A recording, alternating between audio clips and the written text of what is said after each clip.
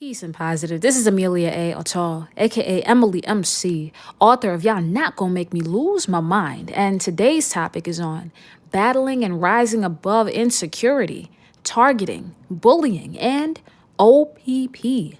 Other people's projections.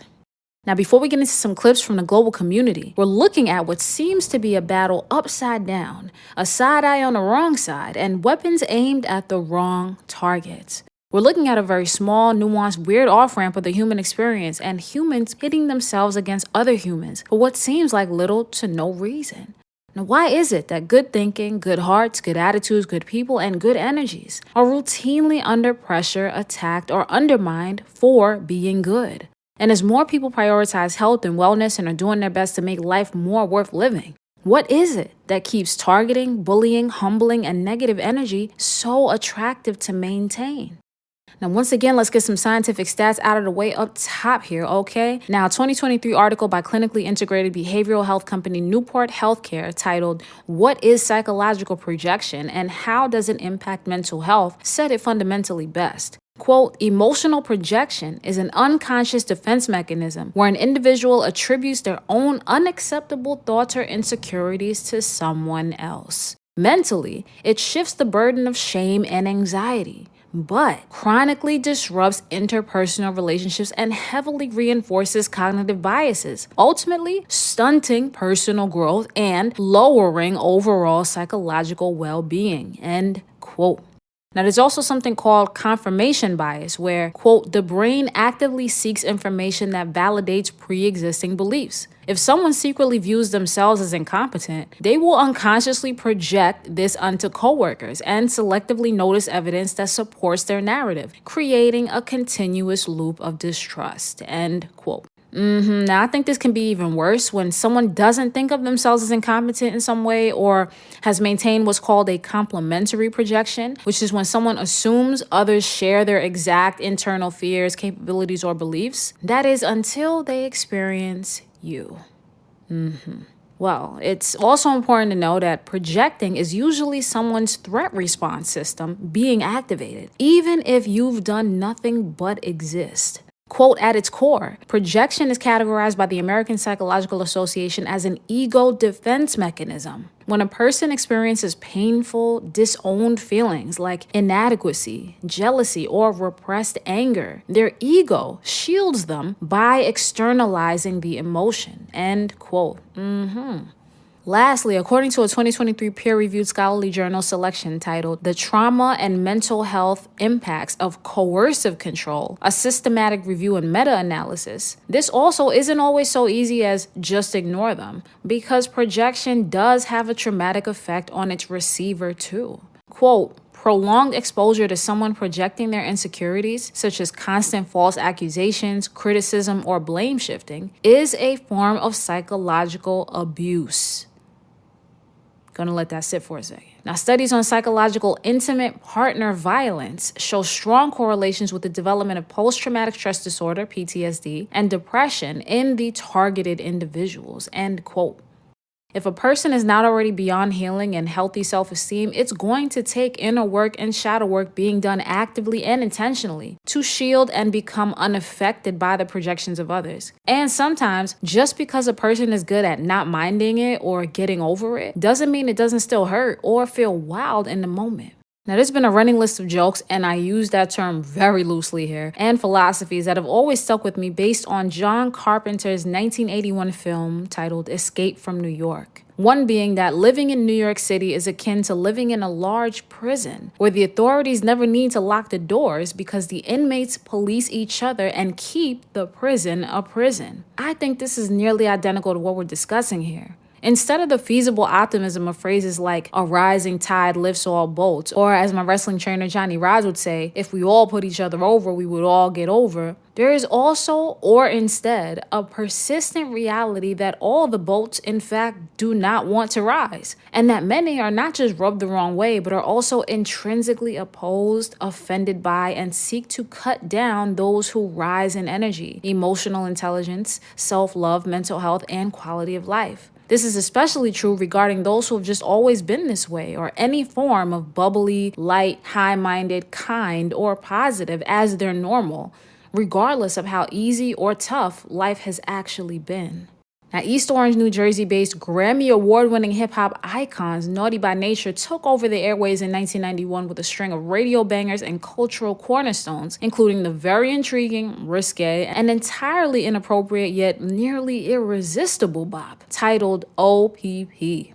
Now, we won't dig into the song here, but I will remind you that as Naughty teaches us, the final P indeed stands for property.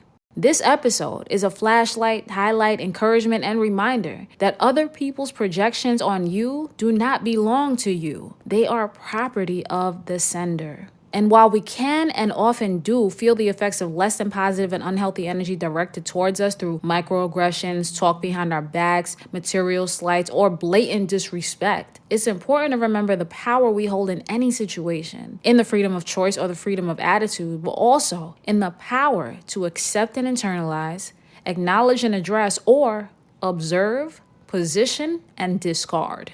Now let's look at that last option here. Do not accept negative suggestions on your life, period.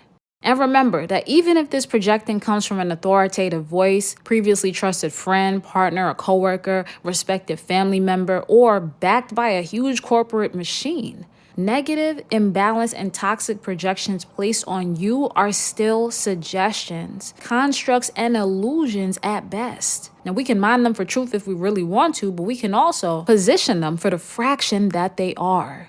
We are not obligated to adopt them as our own beliefs or approve them as 100% accurate reflections of us. We do, however, remain responsible for having this clarity for ourselves, sometimes for others around us too, and for honing, returning to, healing, building, and centering our self-esteem, self-compassion, self-concept, ego management, and integrating our identity load as we move and grow in the world.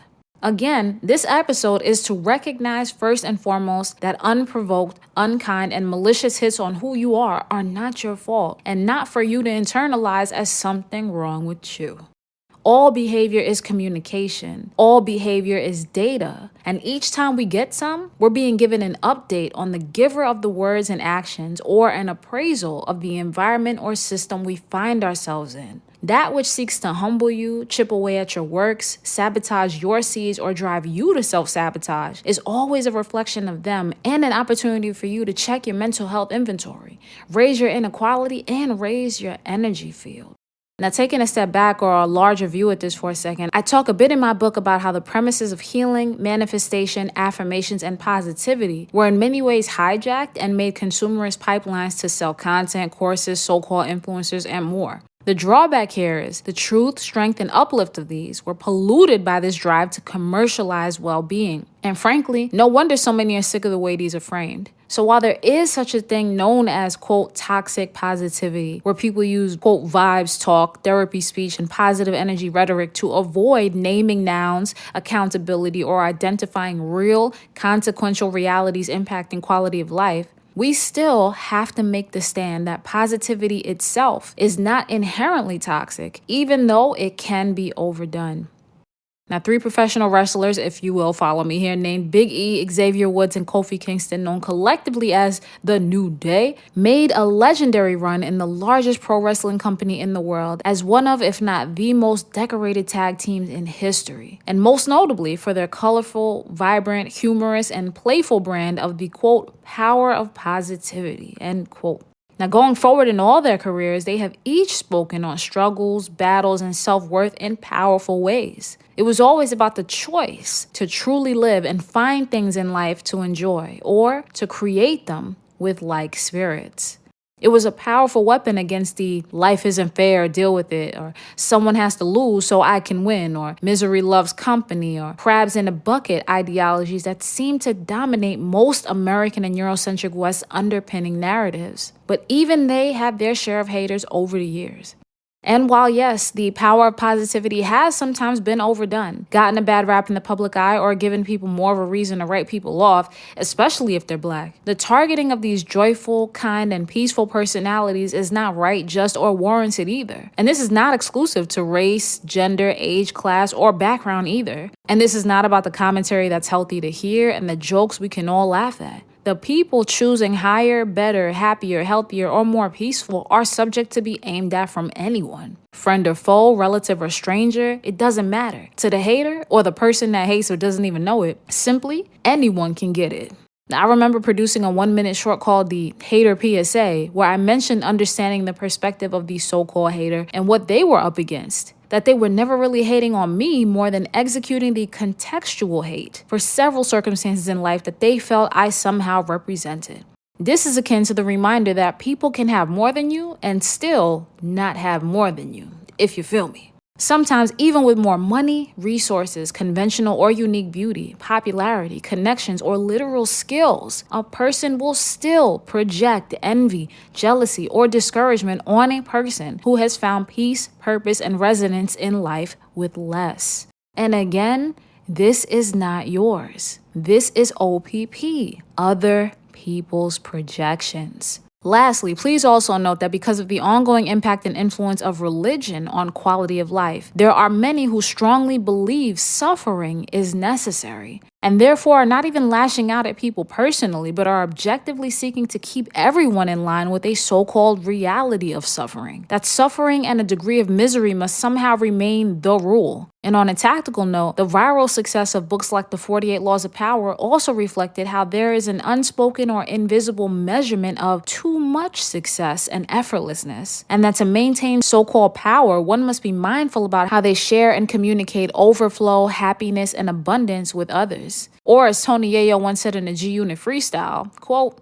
"Life is full of greed and envy, scandals and stardom, so if you're doing good, you better act like you're starving," end quote. Now take from that what you will, but again, don't blindly internalize anything.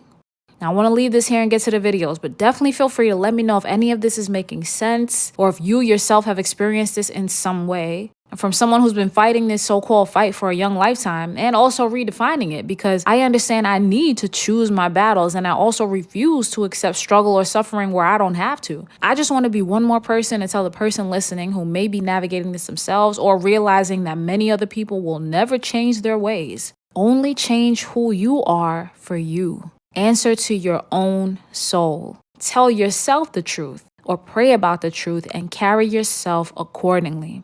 And of course, try not to become like that Simpsons meme where you're judging people for judging people. Know what I mean? Always do your best to not use your clarity, wisdom, or development to project on other people either. Now, if you're following along with my original book, this is the day 23 quote from page 59. And based on today's topic, here is prompt number 24. Thank you all for your support of Y'all Not Gonna Make Me Lose My Mind. And without further ado, let's roll the clips and hear from the global community about navigating low energies, disapproval, envy, self-hate, and O.P.P, other people's projections. Peace. It was never even about you, love. That was them projecting them on you. They said you were doing too much because they wasn't doing enough. They accused you of things that you never did because that's what they were capable of. They called you difficult because they have problems with communication. They tried to shrink you because your light made them feel small. They dismissed you because they couldn't control you. They called you crazy because you saw right through them. They judged you because they were judging themselves. They called you too sensitive because they weren't in touch with their emotions. They blamed you of abandoning them because they abandoned themselves on a regular. They said you were too much because they were used to less. They called you intense, but you simply feel deeply. They made you feel like a burden because they didn't have the capacity to show up. It was never you, fam. It was never you. Sometimes people give us labels that actually belong to them. Don't internalize what was never yours to carry. Projection is when people take the shit that they refuse to face inside themselves and throw it on everybody else. Their insecurity becomes your problem. Their anger becomes your fault. Their dishonesty makes them accuse everybody else of lying. And their weakness makes them attack strength in other people. And most of the time, they don't even realize they're doing it. Because projection is a defense mechanism, guys.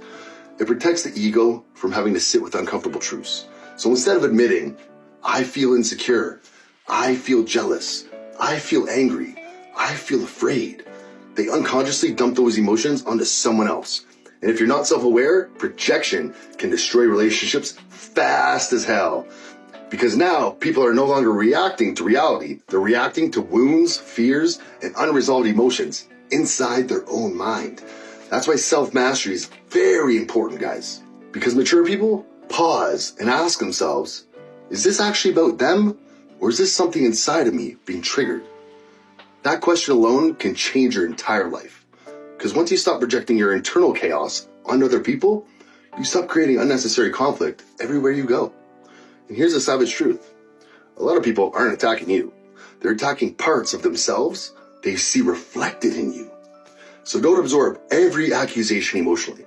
Sometimes people are just revealing their own resolved shit out loud.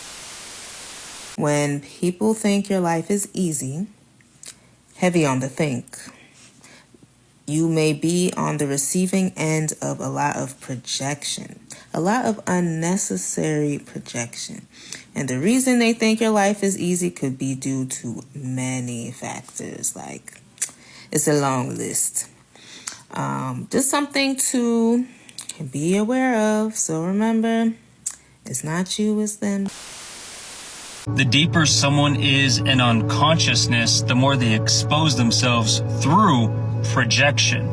So, what does that mean? That means whatever someone feels about themselves to be true, if they feel insecure, if they feel unworthy, if they feel whatever, they're going to project this onto other people, not realizing that they are the ones that actually feel insecure, unworthy, whatever it is, and they're just finding other people in their reality to project that onto, saying, oh, they're this, they're that. But something you need to know is that all judgment is self-judgment. You can only ever judge someone else if you judge yourself for that same thing. So the more conscious you become, the more you expand your consciousness, the more you realize that there is no need to judge others, because that would just mean you haven't fully accepted and loved yourself yet. When you fully become conscious, there's no need for projection anymore, because there is no need to judge yourself anymore.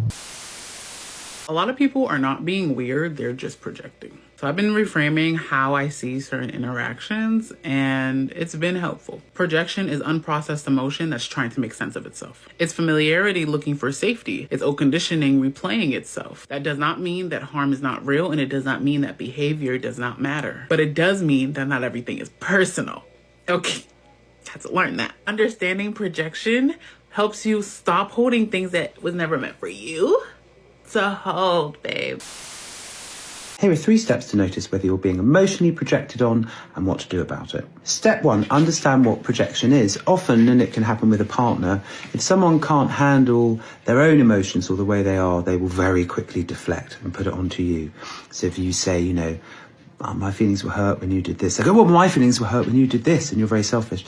And that's quite possible that you are being emotionally projected onto. Step 2, notice the signs. So this can often be when someone very quickly turns on a dime and starts throwing it at you, blaming it at you. And this can turn into gaslighting. This is dangerous when you start, denying your own reality just to kind of keep the peace. Step 3, hold your ground. The antidote to projection is boundaries, and also knowing what your truth is, what your emotional reality is.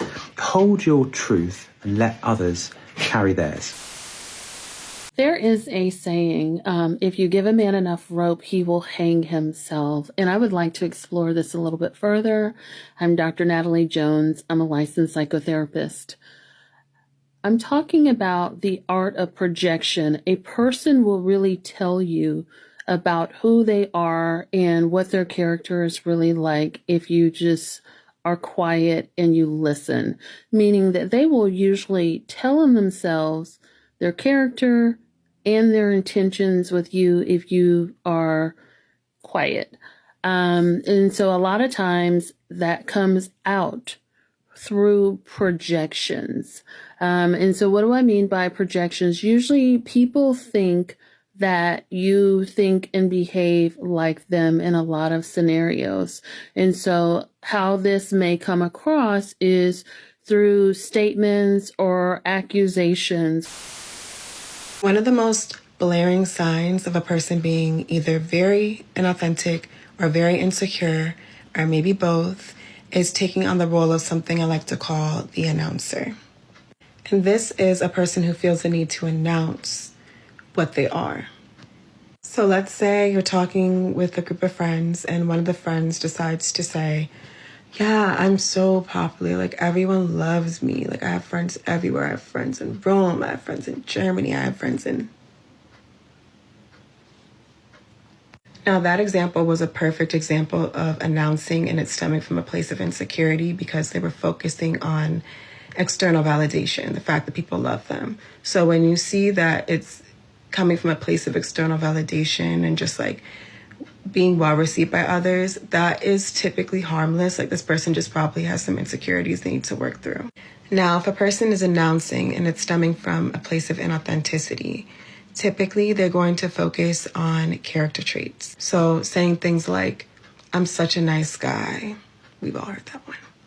Or, I just love giving to people. I'm just so giving. Like, why do you have to say it? Just be it. So if you're watching this and you resonate because you realize you're one of those people or you know someone who's like this, just know posturing gets you nowhere. Confidence is quiet. People know when you're not confident in yourself. And announcing that you're confident does the exact opposite of what you would like. And same thing with announcing character traits. Like, we all know once we get to know you that those character traits will not be what you are. So, I mean, I guess you're buying time, but it's like, just work on being what you say you are, and then we won't have any issues, Buki. Insecurity can really stem from the most earliest of our childhood, like even going back to secondary school, even primary school.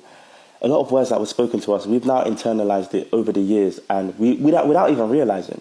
And the reason why I say this, and that's another reason why I hate bullying, and I hate bullies, because I think bullying can really affect someone going all the way into their adulthood, and they can really internalize a lot of negative words and become a shell of themselves. And another reason why I'll say this is because even being dark skinned, yeah, back in secondary school was dark. Like, it was like one of the ones where, you know, the lights would go off and people were like, oh, yo, where's Tim? Or, you know, your African features were made fun of. Oh, you got a drop lip. Or why is your nose like that? Or, you know, it was just very ruthless, you know. And, you know, in secondary school, there's no filter. Oh, that's why your mum and dad left you. Or that's why your mum and dad are going through a divorce. Like, and you could really internalize that to the point where when you go into your 20s, you go into your 30s, if that's not really addressed, you could really be a shell of yourself. Do you know what I mean? And I think it's to say that I feel like we should never underestimate the words that were said to us and actually understand that that's not who you are. Even though there were negative words or voices spoken to you at a young age, even by those that were closest to you, those can still impact you today in the way you relate with people. And I myself, for one, have done a lot of work mentally on myself, you know, to understand who I am and to accept myself as who I am, and the confidence that I have to say to myself, right, like, no, like, I F with myself. Do you know what I mean? Like, what those people were saying didn't really make no sense. Do you know what I mean? So it's to say that the way you are perfect, right? You are who you are. You're continuing to grow, and don't internalize those words. As hard as it may sound, like, those were hurt people just saying hurtful things, and that's not a reflection of who you actually are. And that's also to say people should be kind to each other, bro. Like, do you know what I mean? Story time about how my 6th grade teacher used to make fun of me every time I finally raised my hand in class. So I had this teacher, right, Miss Lewis, and I was the quiet kid. Like, I would not speak unless I absolutely had to. But one day I finally worked up the courage to raise my hand in class. And instead of just letting me answer, she would pause, look at me, and make a joke like, oh wow, we have a volunteer today. Oh wow, look who's finally raising their hand. And the whole class would start laughing every time. Like, literally every time.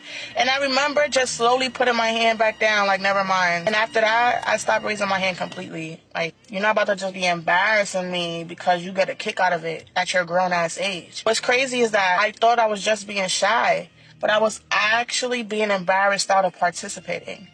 And I didn't realize until later how much that actually shaped me. So yeah, teachers don't always realize they're not just teaching the lesson. They're shaping who feels safe enough to speak. And I wonder how many kids got quieter because of moments like that.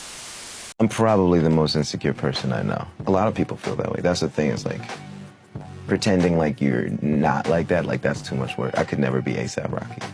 Like I could never be him, because like it's just too much confidence in himself. Growing up, I was always very self-conscious and like dealt with a lot of self-esteem issues. And I don't know, I just never liked my face. That was one of the things I dealt with too when I was younger. I would always just be like, oh, like I couldn't look at pictures of myself. I almost thought that I had that, body dysmorphic disorder, where you just like see yourself very like distorted when you look at yourself. I mean, everybody fake being insecure on the low, but nobody want to admit it. We hearing your songs, it sound like you sometimes. I mean, I got insecurities, but a nigga like me don't give a fuck. The key to life is not giving a fuck. What am I doing? Right. If you don't give a fuck about what other people got to say about you, you gonna be Gucci. Does Nick Cannon have any insecurities? Yes. Okay. Yeah, like so many. I mean, man. Give us 3.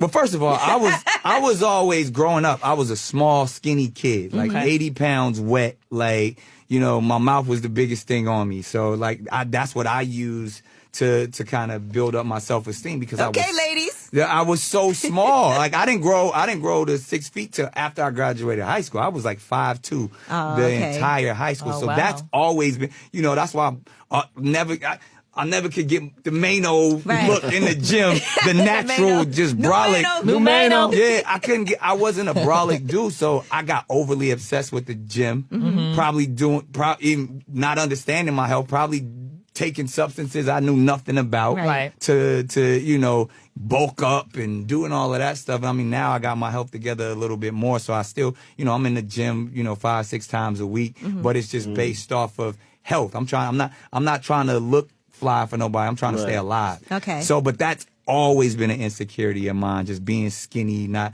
being tall enough, not, you know, not even my youthful look was always a thing for me, because I wanted to be a man. Okay. And I constantly kept trying to convince people that I'm a man. Even, you know, I'm a grown ass man looking like I'm 19 years old.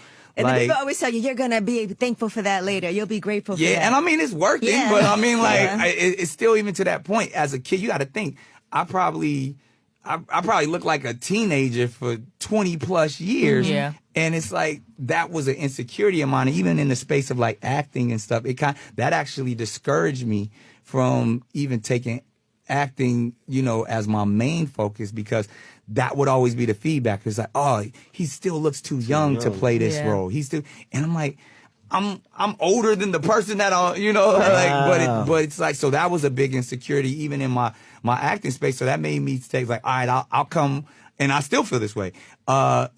I'll come back to this when I have matured, so I can do those Oscar award winning type of roles and things, because everything else is romantic comedies, little kiddie, silly stuff. And I was like, all right, I got to mature. Oh, that's interesting. Physically as a man. So that's still a goal for you to get. Yeah. But again, if I'm putting a trajectory in my plan, you know, probably the next 5 to 10 years is when I'll probably dive back into acting, you know, fully, because I built the empire of it, and now I can do what I want to do. Right. But I want to be a leading man, has a certain look and appeal. That's interesting, man. So, you know, and I'm getting there now, you know, being in my 40s, but like all through my 30s, I look like a kid.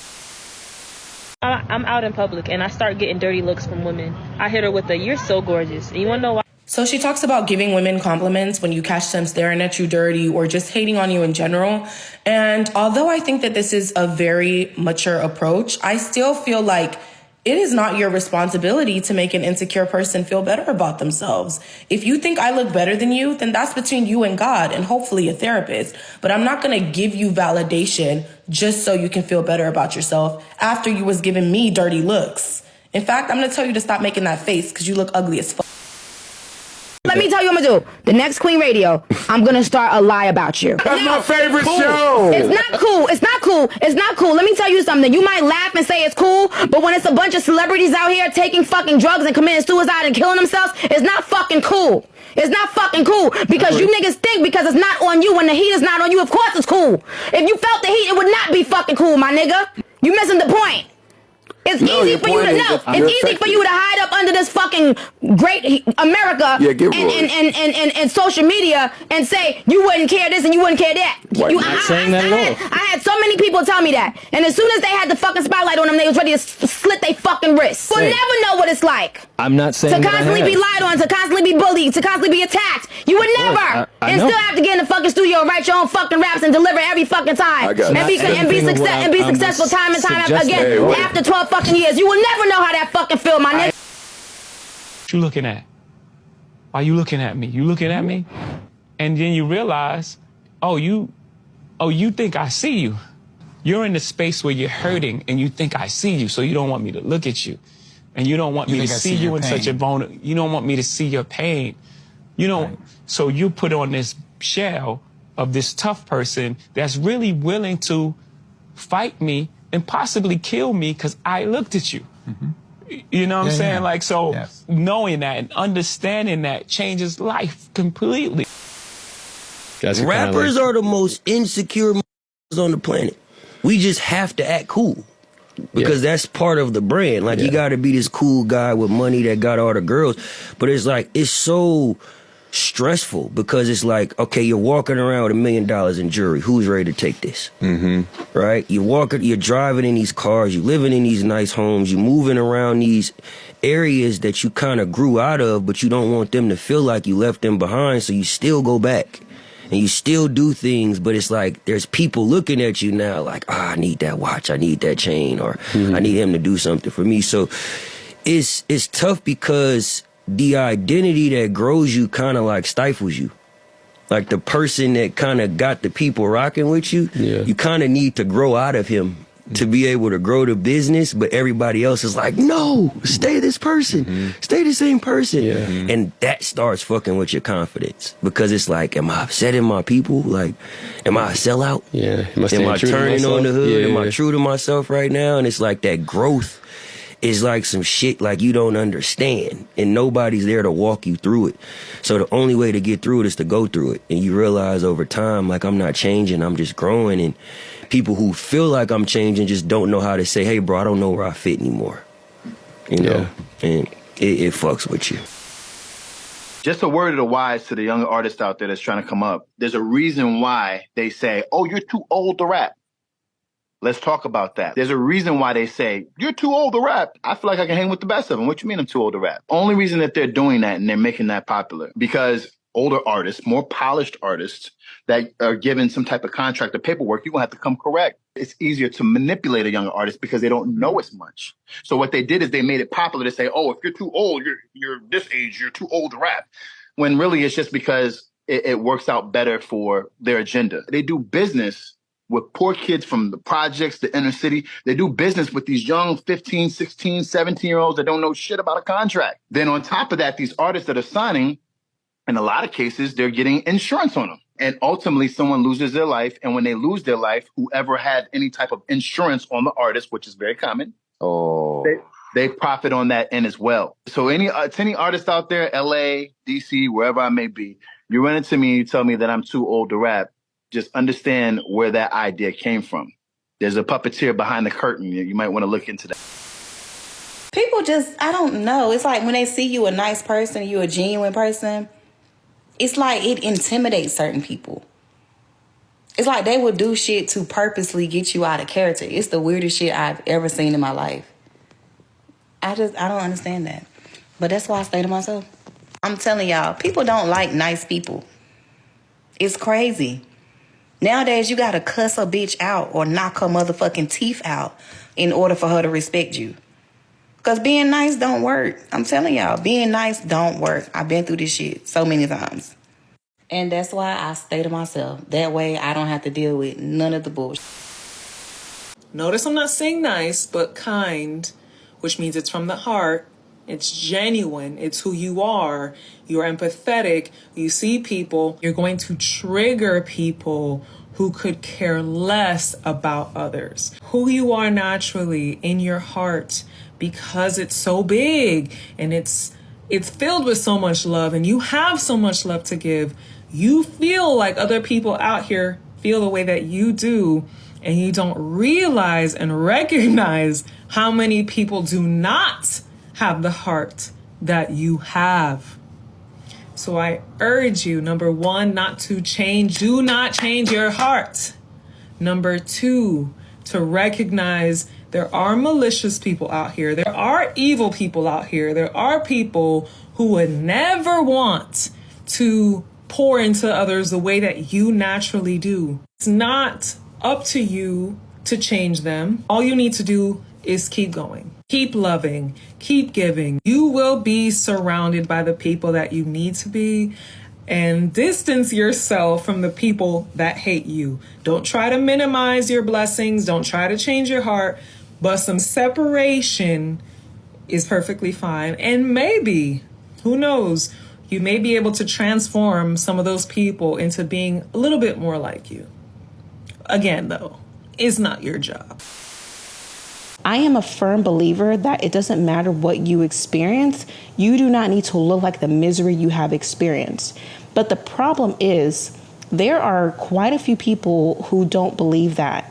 And, I'm going to bring religion into this. I notice a lot within religious communities, or even ethnic families, because, it doesn't have to necessarily be religious, but there is this belief that you have to suffer and you have to hide your beauty, you have to hide your happiness, you have to protect it because someone, one, if you have to hide your happiness because if people find out you're happy, then they're going to try to take it.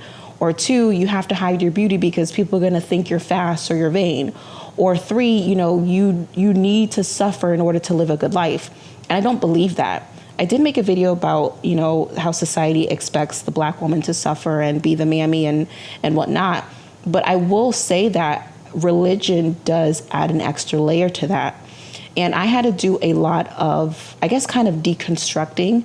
I do still have a very strong sense of faith and a higher power and God. And I do, that is something that's unwavering with me. However, as far as practicing strict religious routines, I don't believe that. I'm not taking away from it. I do think it may help others or it may help someone. But as far as, you have to follow a set of rules this exact way for you to be able to be okay and be worthy. That's out of this world. I'm not going to agree with that. And the bubbly, the pretty bubbly Black woman, when she comes into the room, it's like she's dismantling all of this. She's dismantling the ideology of a Black woman have to suffering, right? Then she's dismantling the ideology of, all Black women don't take care of themselves, or they're overweight, or they just, don't put effort into their looks, or, they don't know how to communicate. Then she comes in speaking very, eloquently and well put together. And even if she's not the most intelligent woman in the room, she still speaks with life and vitality. That, again, it dismantles the concept of a Black woman just being, mad, miserable, bitter, and angry. So you will become a target when you are the pretty, bubbly Black girl. And I'm going to say this, and I'm going to hold your hand. You guys know I love you. I really appreciate you for being here. It's not going to get better. What do I mean by it's not going to get better? When you are the pretty, bubbly Black girl, it does not get better in the sense people are still going to find a reason to target you. However, you can navigate yourself into different environments where you will experience that less. But I'm going to, I like to be honest and real with you and just kind of prepare you for what's to come. When you are the bubbly, pretty Black girl, you're going to be targeted. I'm very nice. I'm very accommodating, very professional. And I will set boundaries. I don't have no problem setting boundaries. I don't have no problem telling people how I feel, especially when they do something or their behavior have a negative effect on me. I address it right then. But what is it about nice people that there's a whole demographic of people they just absolutely hate nice people? Somebody says that you have an anointing or a spirit around you that wicked or okay, that makes sense.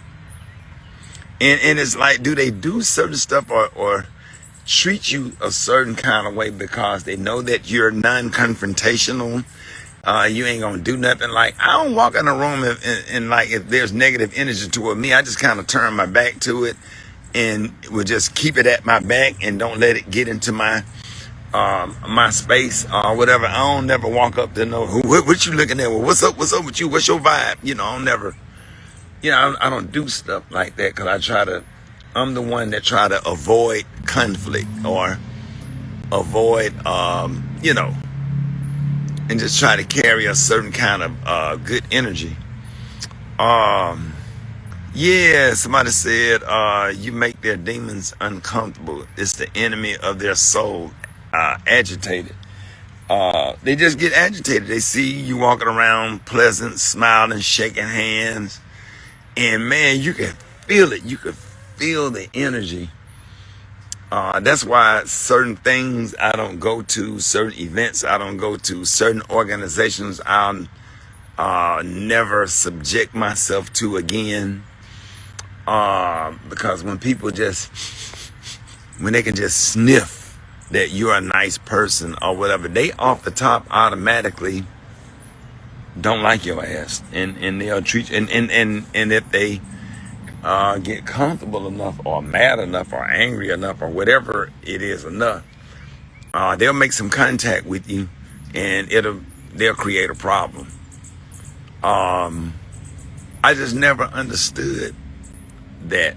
I had a real strange experience, and sometimes it's people in the industry, sometimes it's people that's a part of organization. They just, when you walk in the room and you nice, especially when other people like you and admire you, 'cause I just see myself as a regular person. I wake up and look at myself in the mirror, so I'm real humble, so I don't see what some others may see. You know what I'm saying? Being a public figure, I just go in a room and try to be Ricky and be respectful always. Use the home training that my parents and grandparents taught me or whatever. But man, it be people sitting in a room and they do not like your black ass. When I tell you they don't like your black ass, the moment you walk in there, they can't stand you.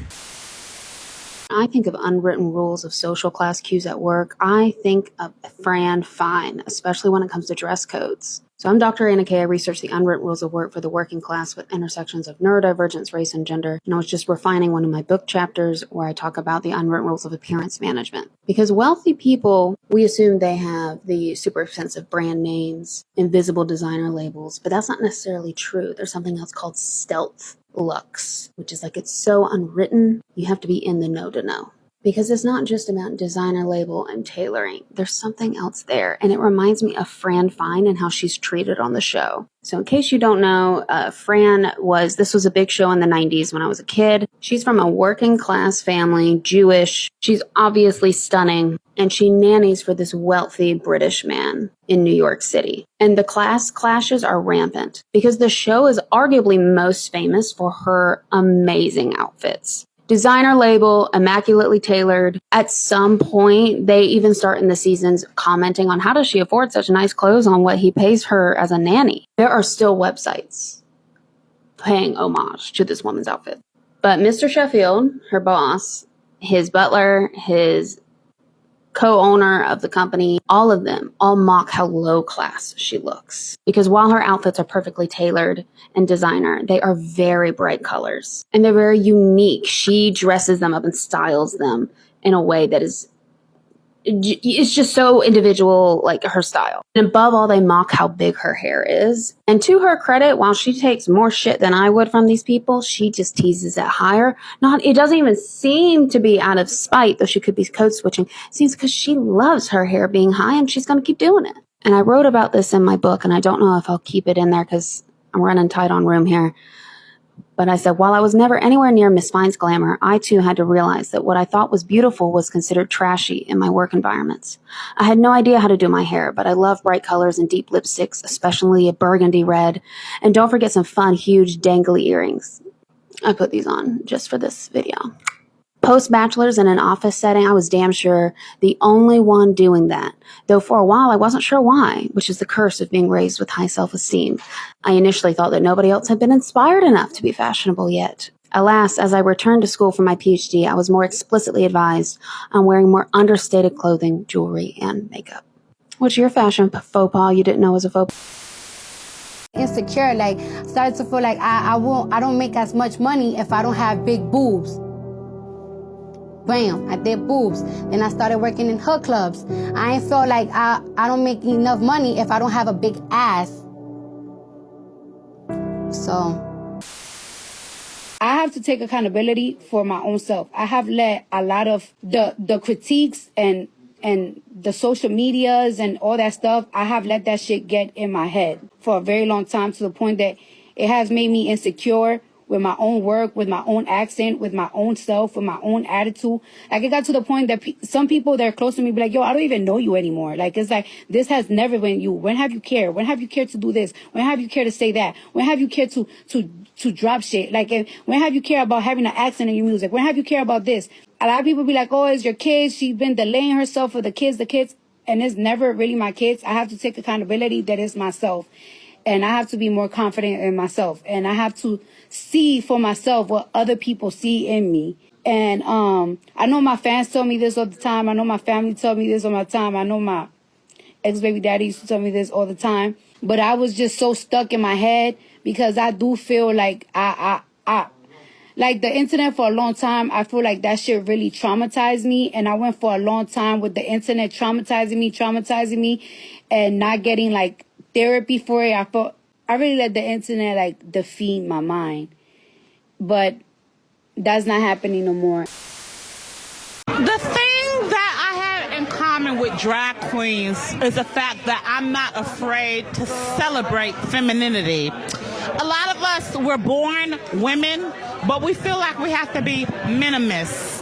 And what I mean by that, we have to minimize our makeup application. We have to minimize our hair.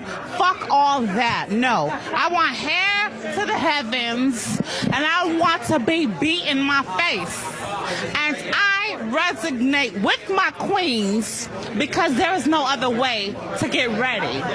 Be extra, bitch, because you only go around this motherfucker one time. And I'm gonna be extra. And I am a drag queen to my heart. And I love my girls, and my girls love me. We had a rough day yesterday. It was not good. It's not good. It's fine. Everybody has those days. Everybody has those days. It's fine. Just need to get back to like what we've been doing. I noticed the anxiety was on 10. Bad hoe. You are a bad hoe. You should be fine. Why wouldn't you be fine? You're like so eating. You're so eating. You're so eating. You're so clean. Why are we like thinking about anything? Anyone know these people? You don't even know these people. So why you care? Okay, next question. We're gonna get our vibe back, because I think it's today. So let's keep this energy up, okay? All right, babe. Love you. I didn't prepare a speech, and I'm sorry, but I'm glad that I didn't, because I'm not going to do this like everybody else does it. Because everybody that I should be thanking, I'm really sorry, but I have to use this time. See, Maya Angelou said that we as human beings at our best can only create opportunities. And I'm going to use this opportunity the way that I want to use it. So what I want to say is, everybody out there that's watching, everybody that's watching this world is both. And you shouldn't model your life. Wait a second. You shouldn't model your life about what you think that we think is cool and what we're wearing and what we're saying and everything. Go with yourself. Go with yourself.